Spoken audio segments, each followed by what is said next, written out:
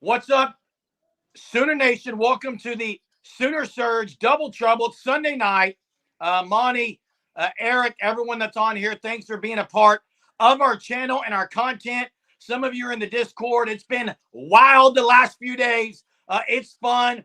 But listen, I've got to start right now with this comment. And Jay, you just saw it right there. I'm going to start with this, and I'm already yelling. It's Sunday night. We're less than 3 weeks away from the first game. And I'm just going to say this. I am done talking about last year's football team. Team 129 was last year. I'll answer your question, Eric. Here's my answer. Yeah, 33 points should have beat Kansas. It didn't. Even though the defense made 2 great turnovers at the end, the offense couldn't come through in circumstantial times. Yes, there were so many plays. I don't know what you want me to say, but I'm done talking about Team 129. Let's talk about Team 130. What's up, Jay? There you go. Hey, I'm down with you. What's up, David? How you doing tonight? Hey, listen, 33 points should be enough to beat Kansas every year. In fact, 33 points should win you a lot of games. So I think most people say that, but you can't pick game by game by game. It's college football. Things change. Moving on to Team 130. I agree. Let's talk about Team 130. You can say 33 points is enough, and in the same sentence say DG didn't play great. I don't know what's wrong with that. I don't know why you brought up DG. Where'd that's what it's going back to the Discord earlier. Sorry. I've been out of the loop in the Discord for the last hour and a half, so I don't know what's going on from there. So let's just move on. It's Sunday night. We're under 20 days till football. 19 days if I think right. So yeah, and hey, I heard about the scrimmage. There was one really bad throw by Jackson Arnold that I think went all the way for a TD from Danny Stutzman, but actually, when you say fumble by Jackson Arnold, it was an exchange with the running back. No one said what it was. The other interception, according to Brandon Drum and Parker Thune, I watched their live show or their content, Jay, it was an absolute perfect pass off the receiver's hands and into a DB. So again, this is why I said last night, scrimmage, I don't know. I wasn't there. I can't really say. Was a tip pass, but still. So it hits the receiver in stride, off his hands. That's Jackson Arnold's fault. Okay, just checking. We'll see what he does this year. He may absolutely be awful. He may. Possible, Jeremy. Nobody knows. You can have hope. You can have maybe questions, but nobody's going to know till the first few weeks of the season. See what he's got. I mean, he's got a ton of talent. Okay, you haven't seen it in games yet because he hasn't played, so that's what it is. What's funny though is I do remember, and I'm not by any means comparing the two, but for some reason I don't understand it, but for some reason he does not have the kind of praise like Caleb Williams or Spencer Rattler did. I was going to say the same thing, Jay. I was going to say the same thing. For a lot of people, maybe it's the Arizona game, but there's a lot of people, it seems like maybe it's just this, the viewers on here, but there's a lot of people who just aren't high on Jackson Arnold. I don't understand it. I don't know what's the cause of it. Maybe it's the Arizona game and the interception. That's all I can say to that. I do know that every player that talked about him, even after the scrimmage that was supposedly bad, talked really good about him. So, again, I'm not sure. And the whole Rattler thing, I'm going to say this again, and I don't want this to be tonight. Spencer Rattler was undefeated when he got benched, okay? Spencer Rattler was undefeated when he got benched. We'll see. Wasn't he? Wasn't he, Jay? Yeah, they weren't playing well. I don't want to. You just like you don't want to talk about Team 129. I don't want to talk about Team 127, 126. Okay, let's talk about Team 130. No, it was not an open scrimmage. Anyone who reports on the scrimmage had some source there. It was not open to the media. So it's all been what other people have said. That's why I don't really like talking about scrimmages until you have actual people who were there. And man, I did hear this too, that the offense was down quite a few guys. I will say this from the video they put out today. Javonte Barnes looked pretty healthy, jumping up in the air. His physique looks really good, but it did last year. Going into last year's first game, Jay, people said Javonte Barnes was going to be the dude, and it never happened. Never happened. Wait, that's wild, JJ. Is that from JJ Johnson? I don't know what that's concerning. Yeah, Jay Johnson said that Hawkins is the best quarterback. Let me say, whatever, okay? People are going to say that I'm just a Jackson Arnold praiser, but to see, like, what have you seen from Michael Hawkins to make you think he's better than Jackson Arnold? Anyway, I want to get to what Chester said because I actually agree with it a lot about Spencer Rattler was a little bit of a head case, prima donna. Hey, and Topher, I would agree with this. I mean, that's exactly right. Haven't played it down, and I don't have any problems at all having concerns about different positions. I get it. But it seems like it's almost flipped the other way around where it's like, let's talk about what's the positives from this team, because right now it seems like a lot of negativity. I would agree with that. Here's the thing. Even the other day talking about defense, it was a bunch of negative thoughts. I am by no means a sunshine pumper. And I've already said 9-3 is what I think they're going to be. But I don't think nobody knows what Jackson Arnold is going to throw out there. Nobody knows. So why keep hashing it out? Let's see what happens. Yeah, we don't have a sample size on a lot of players. You're right, Dalpois. Fun question. Who scores OU's first point and by what play? You know what I'm going to say right now? Part of me wants to say it's a kickoff return by Taylor Tatum because that would be insane. But I think it's going to be a deep ball. I think it's going to be Gavin Sawchuk. And Sawchuk would be the other one I would lean towards. First touchdown of the year, Gavin Sawchuk. There we go again. Should have kept Dylan Gabriel. Dylan Gabriel could have stayed, guys. Mark says jet sweep to Farouk for a touchdown. I doubt that, but hey, Eric, if that's the case, then what about? I mean, you could sunshine pump every team in the nation right now. What is Alabama's sunshine pumpers? I mean, 9-3 is not sunshine pumping, and I'm not going to go down that road, Jay. I know I'm not a sunshine pumper because if any of you watched our post-game lives last year, I was ripping and criticizing along with everyone on here. Yeah, I'm going to continue. I'm just choosing to look at the only thing we really know, which is potential of some of these players, and I really like it. I like the fact that the entire defense is back.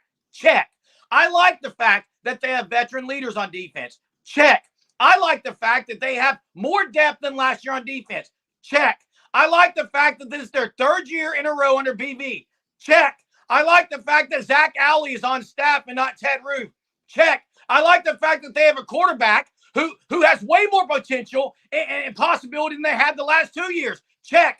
I like the fact that they brought guys in the portal that are going to start in the O-line. Check. And I agree with all that, but at the same time, you can say, well, the questions are, and we've talked about it, the offensive line, inexperience. Check. Jackson Arnold, inexperience in games. Check. Okay, that's what it is. Check, check, check, check. Sorry, Topher. You're right. They hired Coach Deacon to coach special teams. Check. Hit the like. Check. What was that? That wasn't a check. It was a check. Hey, that's it. And hey, Matt. He absolutely he's absolutely an OU fan. Okay. I'm going to speak on Eric's behalf. He called into the show. He called in and told us why he was an OU fan. He was in Lawton. Like, I know he's an OU fan. I just think he's very hesitant because OU fans have been burned a lot. But I'm just basing it on potential. Change subject for a minute. Richard, thanks for joining. Do we have a kicker? Yeah. Did you see the highlight video, Jay? Someone made a long one. Well, I'm just doing what people do. Listen. I heard that Zach Schmidt kicked the ball really well. And here's what I'll say to that. Zach Schmidt could kick the next 50 balls in practice and make every one of them from 50 yards. And I will still be, when the game comes, first game, and he rolls out there, I will still be nervous if he's kicking from 35 yards. And that's just a kicker for me. The fact is, it's not the same kicking in a scrimmage, kicking in a practice until you're under the 100,000 people and you have to kick a 40-yard field goal. It's different. So I think he can make them all in practice. He might have made them all in practice last year. It's different in a game. And if I'm Brent Venables, and I'm not, he's way more experienced. He's a way better coach than I could ever consider being. But if I was the coach, I would throw them both out there game 1 and 2 and see what they got. I would not go with one kicker. I would throw them both out there in game situations and see what they do. Kind of Mark says Zach sit on the bench, Schmidt, and I'm going to agree with Dalpois when he said a contrarian. It's always good to look at both sides. I'm not saying that. I appreciate it too. It adds at least a lot of fun, and you need to look at both sides. And I do look at both sides though. Yeah, Jay, I'm with you on Schmidt. If Schmidt is named the starter, fine. I'll give BV the benefit of the doubt and Schmidt. But if he misses early on, you've got to assume it's now a mental issue, and you've got to go with someone else. If you can do it in practice and you can't in a game, that's a problem. Some guys can't do it in practice, and they do it in a game. Yay!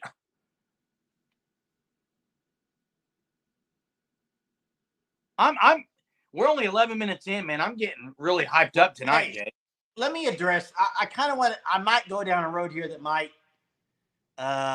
It might ruffle some feathers. Okay, ruffle them, Jay. Ruffle them, man. Let's go. Hey, here's what I'll say to that comment. And I am a Sooner-born, Sooner-bred fan. Okay, I was not born in Oklahoma, but my whole family grew up. I was 100% Oklahoma fan when I was in diapers. But here's what I'll say.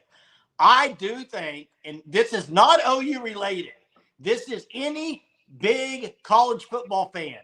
If you are born a fan, you are more positive every year than I think the fans that come on a little bit later. Does that make sense? I think if you're born a fan, I think a lot of fans that way are just like OU national championship every year. I don't know if I agree with what you're saying, Jay. Look, a fan is a fan. Doesn't matter if I start being a fan. It all depends on how bought in you are. Are you all in? I mean, that's what a fan is. Fandom, fanatic. You want an English lesson? It comes from the word fanatic, Jay, which means you're totally devoted. It can still mean you're mad at the team, but you are a fanatic. You do all you can. Real quick, I want to say something with this right here, Bobby. And I am not going to talk politics, but let me say this. All the politics, everything in the nation right now where people are insulting people and going after their personally going after people instead of having a logical debate, that's what I hate. I love the Discord. I love this chat. People can have different opinions. No insulting personally. Debate it, and that's fine. I love it. Keep it up. I love it. Craig says the Air Force made him a Sooner bred thanks to Tinker Air Force Base. Appreciate that. Yeah, nobody knows yet on the injury as far as how long Gentry or anything like that. Nothing's been said. Brent Venables, I think, talks to the media on Tuesday. We'll find out. I'm sure he's going to be asked. I would hope he'd be asked about the injuries. Chester. But another thing about injuries. Wait. Another thing about injuries. This is not in season. This is not a weekly game, okay? So it's not leading up to a game. So the fact of the matter is they don't really have to say anything about injuries. So, man, I'm thinking about going a different way tonight. Where's that? We'll see if the Surgeaholics want to jump on board. One, I'm going to say this. Chester, I made that same plea, and I'm sure a lot of people made that plea. Jay, I feel like we should go in a different direction right now. I don't know. This may be crazy. I'm thinking about putting the call-in up there again. And let's just take a step back, Sooner fans. It might be nice to hear from people. I saw Mark posted in there. Why are you a Sooner fan? And what was the best Sooner moment of your life? Because it's kind of interesting. You hear Craig talk about Tinker Air Force Base. I kind of am intrigued to hear from people. What do you think, Jay? Hey, Jeremy, you go whatever you want to do. I'll start, and maybe Hunter can just drop it in the chat if anyone wants to call in and give their thing. I think it'd be fine. There's not a whole lot that we would sit here and talk about except arguments, but this might be a nice change. By the way, something massive coming on this channel in a couple weeks on Sunday nights. That's all I'm going to say. But listen, Jay, you and I were born in Texas. Yep, we were Texans. But our family were OU fans. And every single time the OU games, we watched Notre Dame as well, but we would watch the OU games. We ended up having a band that would play at the family's house every time they scored a touchdown. It became this camaraderie moment. And that's how we grew up watching games. Like, that's why I'm an OU fan. That's why. It's not that I didn't go to OU. I didn't go to the University of Oklahoma. And I know a lot of people say, well, that's most OU fans. Doesn't matter. A fan is a fan is a fan. Just because you pay money to go somewhere doesn't mean you have to be the fan of that school. Anyway, that's what got you and I, Jay, as OU fans, and we've been one our entire life. That's right. And hey, I'm along the same boat as you, so I don't really have anything else to say about that because I grew up with you in the same room. So what is this emoji, Robert? So I'm old. Someone explain that emoji. Michael says, first OU game I remember was watching the game of the century with my dad on TV. We just moved here from Tennessee, became OU fans that day. And that's awesome, Michael. And let me say this. I think a lot of people, and I'm this way with my son, like you kind of put it in them. I mean, they grew up because you watched it, because you took them to a game, whatever it is. As a family, as a dad, you have a big influence on your kids, as far as fandom. I mean, because you take them to whatever game it is, they grow to love it. So. Yeah, I saw Reuben Owens out for the year. Ron Brown says he used to ride horse and buggy to OU games from Broken Bow. Had to fight dust storms, outlaws, and he's a fan. Ron, I heard you wanted out of Broken Bow. Skylar says, when I was a little kid, Grandpa had handwritten notebooks next to the recliner containing OU's records and stats for every season since the 50s. He'd sit in his recliner and read them. Wow, hey, that is awesome, Skylar. That's awesome. And how many of y'all listen to Bob Berry Sr.? I mean, I was a Bob Berry Sr. guy. I was Bob Berry Sr. As much as when he got older, it was hard because, but man, he was so good. He was good for years, man. Happy birthday, Selwyn. Big 50. Hey, tomorrow, Jay, is our dad's 84th birthday. I didn't know he would make it till then, Jay, honestly, this last year. First one Chester remembers is 84. Damon was born in Tulsa, grew up in Sepulpa. Remember watching OU games in the 80s with my father with a console TV and two small TVs on top. Who hasn't done that? Watched 5 or 6 games in one room or two on top of each other. That's great. Jiminy Christmas, touchdown Oklahoma. JP Sergeant Donnell. JP, appreciate you, bud. Born in Texas, moved to Oklahoma in 91 when I was stationed at Fort Riley back in 93, 95. I went to Kansas State to watch OU those dreadful years, got closer and became more of a fan of OU. Hey, also, everybody on here that served, thank you. Big time. Absolutely. Big time. Y'all are heroes. Chuck Kearney, Pastor Chuck. I became an OU fan when a guy that grew up in Enid went to my church while he was a kid growing up. Mr. Lydell Carr. That is awesome. Number 45, fullback for the Sooners. Wow, that's great. Carr was an amazing athlete. Yeah, I loved it when they gave it to Carr up the middle. Some real good stuff. And hey, I'll say this: all the we're sitting here talking about this. Can you imagine? Just can you imagine? Because I think it's so people are so desperate, yearning for it. If this team were to win a national title in the next few years, I mean, to me, the fans are yearning for a national championship. I mean, it's been too long. 24 years is way too long for OU football not to have a national championship. And that's a fact. I mean, that's an absolute fact. Sooner D says first memory is Leon Crosswhite. Mark says pick the Nebraska fan to fight the pugil stick fights and basic training. Oklahoma won that fight. Nice. Dow Pois fell in love with the Sooners in 2000. And Jay, here's what I want to say. I do think you have to be careful as Sooner fans. And here's what I mean. The whole experience of being a fan and atmosphere of going to the games is one thing.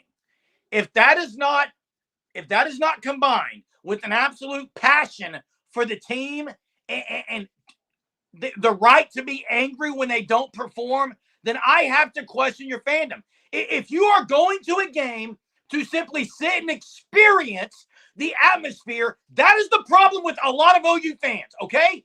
That needs to change. It should be matched and paired with passion. I agree, and it's got to go up a notch in the SEC. Has to. To me, one of the worst things that would happen for any fan base is to become okay with being average or not make. Even, I mean, you look at teams, and I'm going to just say OSU for an example. I know their fans would love to make the playoff, but I don't think a lot of their fans are really that hurt if they don't make the playoff. Does that make sense? I think if they go, close to winning the Big 12, I think a lot of their fans are happy. I don't want to speak with their as far as their fans are concerned, but you can't get just satisfied with being an okay team in the SEC. Oklahoma did not move to the SEC to be an okay team.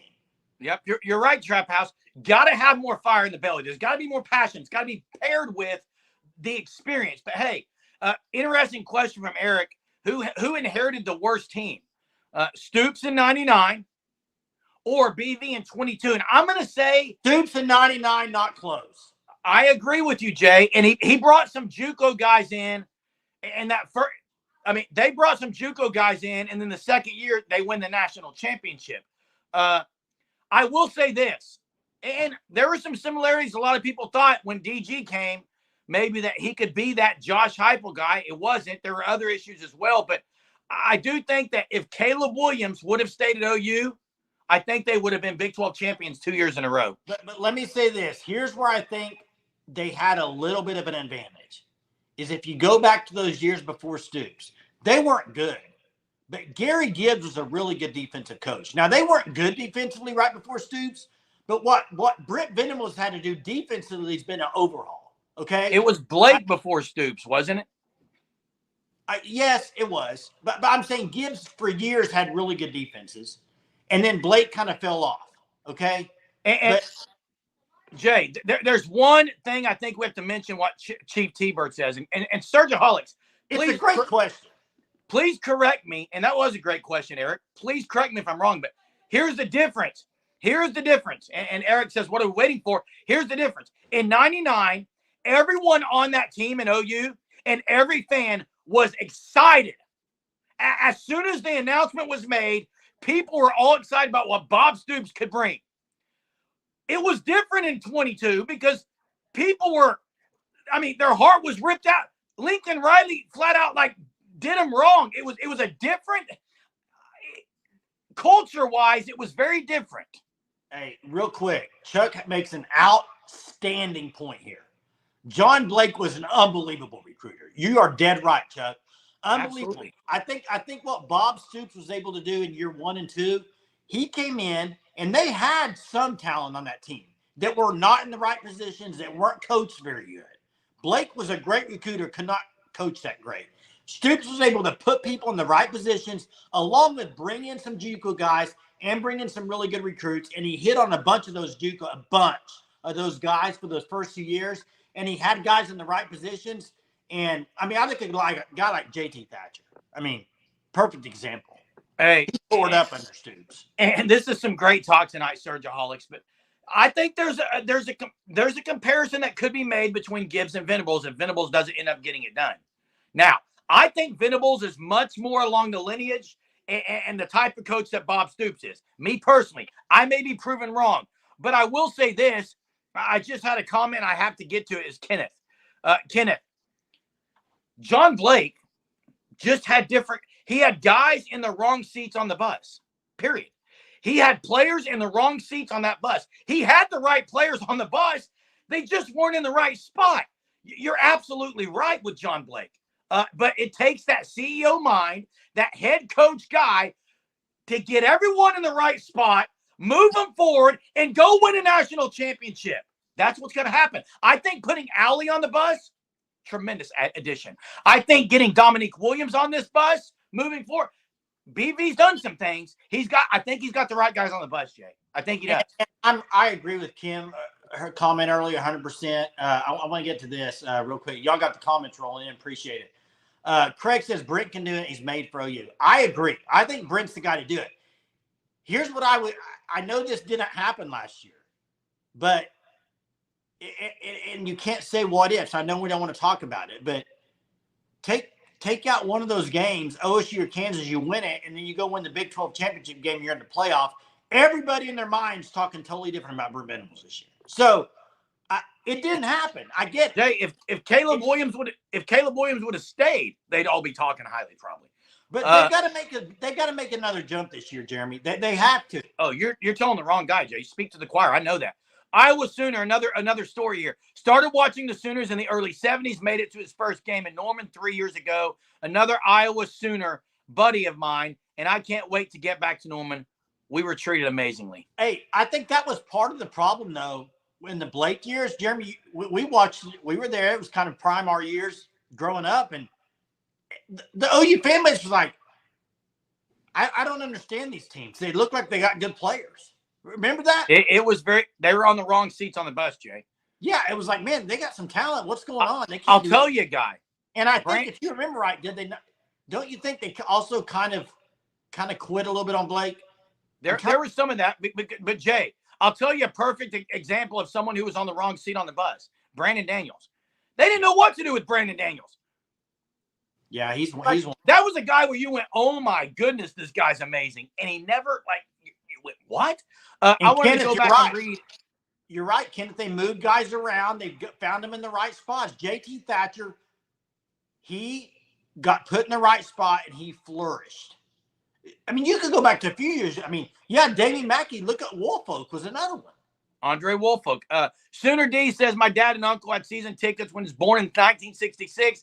I had 6 older siblings, so I didn't get to go to a game until 1973 or 74. Been going to games ever since. Hey, and real quick, before I get to trivia, I want to get to that next because I did not realize we're already this far, and we may have to go longer tonight. But don't forget that 2000 year, I understand it was a great coaching job, unbelievable what they did, undefeated, the great defense. But they hit on some guys that I think they kind of came out of the woodwork. Guys like Josh Heupel, guys like Quentin Griffin. Where'd he come from, right? I mean, they hit on those guys. If you also remember, they moved Josh Norman. Do you remember moved Josh Norman to receiver? Yeah. That's another one. So anyway, let me get to trivia. Before I do, a few things. August 15th, remember the date. That's only what? Is that this week? It is this week, Thursday. Jay. This Thursday, we do the drawing for the OU Houston tickets. Make sure you get your name in there somehow, some way. Remember, the easiest way to get it in there, well, there are a few easy ways, but you can get your name in there 7 times by signing up for the Fan Stop. www.thefanstop.com. Make sure you use code SURGE. You'll get 10% off your first 3 months. You can do that, get in your name 7 times. You can answer the trivia question right tonight and get your name in there. You can join unlimited membership on Sooner Surge. Go to the Discord. You get your name in there twice. A lot of different ways. Links are in the description. Here's the trivia question tonight. 2 points at stake tonight, Jeremy. I'm giving 2 points. So there's 2 answers. Okay, here we go. OU officially retired the Rough Rider uniforms this past week. They wore that uniform in 2 Big 12 championship games. Who were the opponents when they wore the Rough Rider uniforms? Wow, J.P. Sargent Donnell brought up Howard Schnellenberger. That is a name.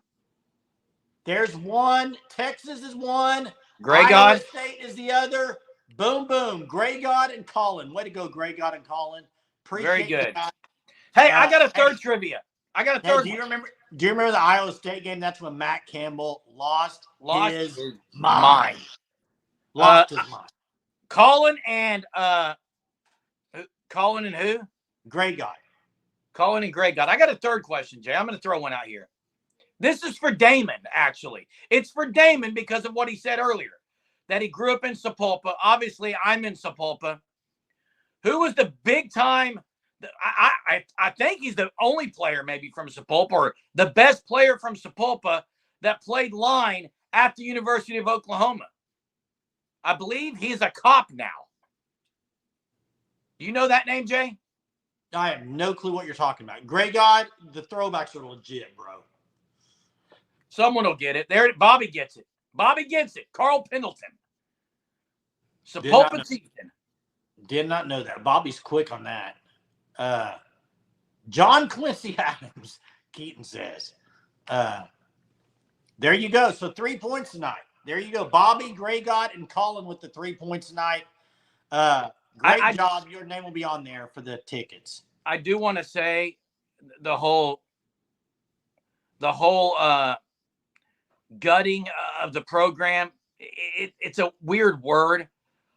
Personally, the way Caleb Williams did and ended up leaving right at the last moment, I think was pretty gutting.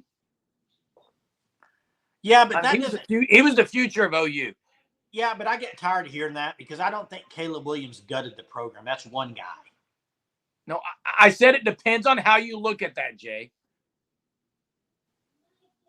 I get it. I think Caleb Williams was a massive loss, Jay. I think they were gutted in the fact more of, if you look at the last year with the recruiting and stuff, when they had to really scramble. That's more defensively. And they lost some guys, and they didn't pan out on some guys that last year in the Raleigh. I think that's kind of more of it. Monty, Sapulpa is 5A, but officially back going to be 6A now. No chance at 6A. It's going to be difficult. Ken Zachary, you're correct. Went to OSU. Ken Zachary. I've coached with Coach Ken Zachary. Great dude. Great guy.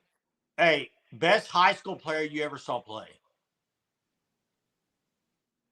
Jay, you know the one in BA that was amazing was Devin Thomas. No, Rocky Calmus. Not even close. Devin Thomas was really good. Yeah, and that's it, Mark. It was the way I think that it all happened. Hey, I want to piggyback off the question that Eric asked, because it's a great question with the Stoops and Venables comparison. Let me ask this question, because we've talked about this before. Who had to change the culture more, Stoops or BV?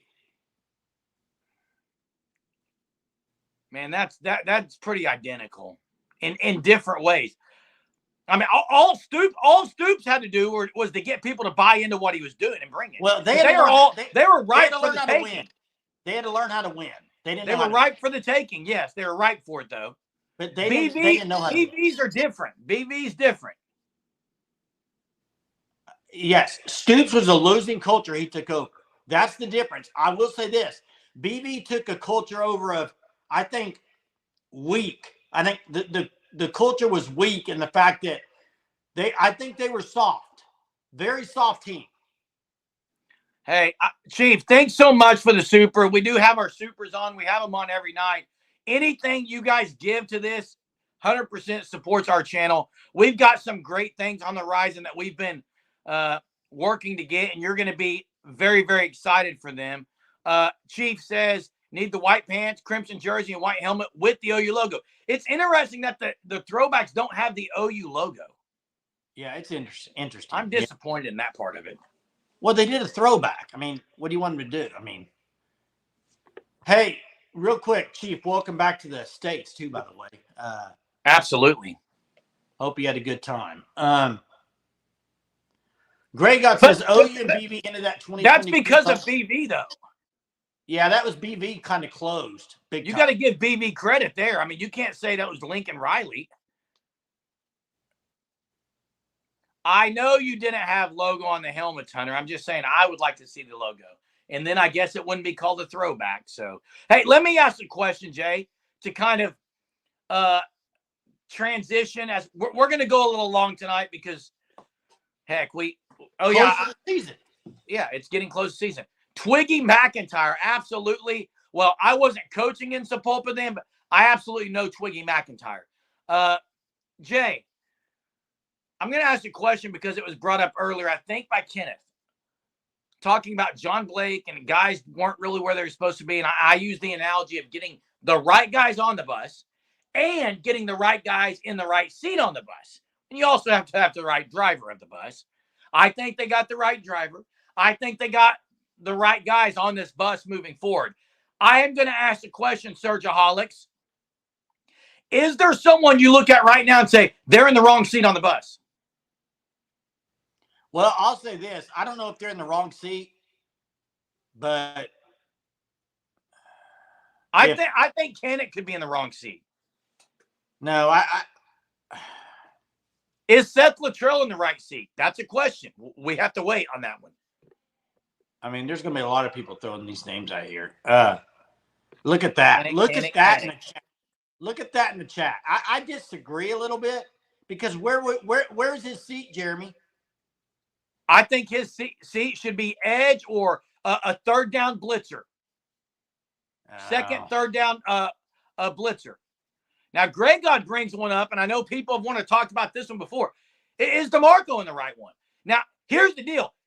When Ohio State came after him, Jay, weren't they gonna have him be co-offensive coordinator too, or am I wrong in that? I don't know all that, Jeremy. I'm not sure. Couldn't answer it for you. I know people have been after. People have been after DeMarco Murray, and he's stuck around. I mean, if that's what you're asking. I'm just curious if you think you can see someone right now that, man, I'm not sure they're in the right spot. I mean, to me, you look at guys that are edge or interior. I mean, other than that, I mean. I'll give you another one. Who's that? I'll give you another one. I think Farouk should be playing slot, backup. He might be slot this year, Jeremy. To me, Farouk is a slot guy, has great yak, yards after catch, but I don't see him as an outside receiver. I don't know where he's going to be. So I think they've done him a disservice in some ways. Well, what were you going to do? You think he should have been slot over Stoops last year? No, and I get that. Part of it was because who they had last year with Stoops in the slot. Part of it could be scheme-wise. There are a lot of talented dudes on this bus. There is. And I think that's the hope. That's why people have hope, especially defense. It is 37 minutes in, and I 100% agree with Eric. Yes, I said it. Eric. Joe John Finley's very questionable, Mama. I'm going to say something, Jay. And I'm not – we'll see this year. We'll see what he does in the recruiting after the Devon Mitchell. His seat may be gone. He may not be on this bus. So what do you – because they moved him up to co-OC, is that the problem you have, or just being tight end coach? First off, I don't know what to say about it, Jay. I am so glad they got Devon Mitchell, because if they had not, Jay, it was going to be a problem. He hasn't been able to land some guys. He did land Mitchell, and now obviously you have the Stogner thing. Stogner was a shell of himself. Was that Levy? Was that partly Finley? I don't know. I do think we need to see what he does without Jeff Levy there. And that's the thing, Eric. I think it was, and I'm going to say this. Continuity was it. Continuity and loyalty. That's that Stoops loyalty that kind of comes through in Venables. Venables was under Snyder. All of that. And Bobby makes the point about the Hawkins family. Jay, Greg Gott said Brennan Thompson needs to move up the bus. Yeah, Brennan Thompson needs to be as close to the exit as possible so that he's ready to get in and make a play as soon as possible. And I agree with Sports Geek 91. Student section. Absolutely. Student section. We'll call Hunter out. He's a student. Step it up. I think they were better, but they're still not there. They're not there. And someone said, Eric says you have to be careful of that. I agree. It was my one major complaint with Bob Stoops. It was my one major complaint. Too loyal at times. Keaton says Finley's a solid piece. Don't think you move on from him unless it's a disaster. Now, And I can get behind that as well. But hey, we'll see what happens. I think Tyler makes an outstanding point and a great comment, Tyler, when he says the other coaches must be on board. They could have left and stayed. I mean, you remember when this happened. A lot of people were like, I wonder what DeMarco's going to do. I wonder what other people are going to do. Why didn't they try to Emmett Jones is a perfect example. A lot of people thought Emmett Jones might be moved up to co-OC. Yeah. So, Obviously, people are talking about it. The loyalty thing, and that's what really becomes difficult, but you've got to do those things. And that's why I think a lot of Sooner fans were very happy that Zach Alley is here and not Ted Roof. But you could say, well, he's also loyal bringing Zach on. So that's kind of a two-way street. There was something else in here I really wanted to get at, and I'm not sure what it was. I agree with this, Greg God, as far as they should have an outstanding rotation. I mean, looking at that running back, they should have a good group. Chester, I don't know if Latrell was the best option. I like the hire mainly because I think it was the main point, selling points in getting Jackson Arnold to stay. There could have been some of that. We've got to hire a guy who's pretty continuity-wise with what Levy was running. We got to hire a guy who's already been around Arnold so that we don't lose Jackson Arnold. I think there was some of that. Hey, was there also, you think? I mean, I think Latrell is going to be a good hire. I do too. But when you bring in an OC from somewhere else, sometimes they want to bring in their own guys too. That is true as well, Jay. So you would have a lot big of a changeover. Yeah. I think Bauer Sharp's more of a pass catcher than he is a blocker. I think Jake Roberts, I don't know enough about Jake Roberts. I do think that Bauer Sharp is a pass catcher more than a blocker. I don't think he's a guy that's just a blocker. I think he's your pass catching tight end. I think Jake Roberts would be more of your blocking tight end out of those two. And Helms, I don't know yet. I have to see it. I'm going to answer this question, and then I absolutely agree with Ian Hintz. But the other question was, who's the kickoff returner? I do not think Deion Burks is going to be returning kicks. I think he's too valuable in the receiving game. I think it's got to be a guy like Tatum, Raggins, someone like that, a young guy to give him a chance to get on the field and take one to the house. That's who I would go. But Ian says, I would love to see us go back to Samaje Perine and Joe Mixon package. I would love it as well. They got the guys to do that. I would absolutely love that, Ian. Thanks for joining us tonight. By the way, we're on every single night at 9:30. Every night. Monday, Tuesday. I'll go 7 days, every night. I would like to see a two-back set. I agree. Greg got says, hopefully Bowen and Tatum.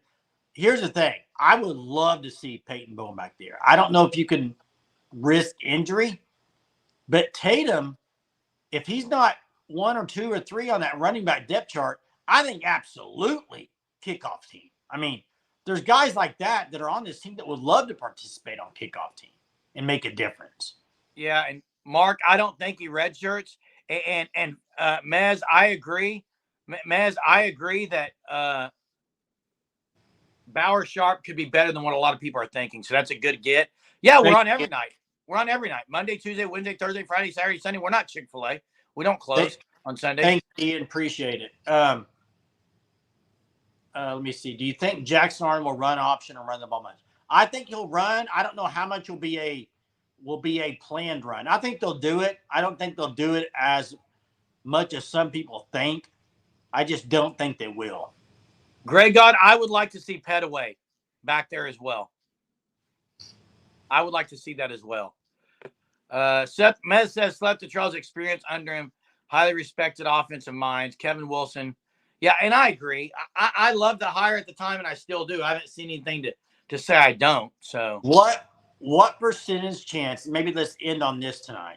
What percentage chance does Caden Helms have to be the number 2 tight end over Jake Roberts? That was the comment I was going to go to, Jay. Someone said maybe his seat should be in the podcast booth. And I'm going to agree if he doesn't play this year. That was a great. That was great. That question. But the reason I asked the question is, what are you sold with by Jake Roberts though? I haven't seen anything of him, Jay. I don't know. I think he's a veteran. He knows the offense. That's what I'm sold on.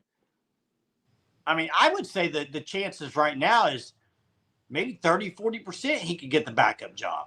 I just think Jake Roberts knows the offense really, really good and really, really well. I said good, but yeah. Hey, Surgeaholics, we did it. It's been a while.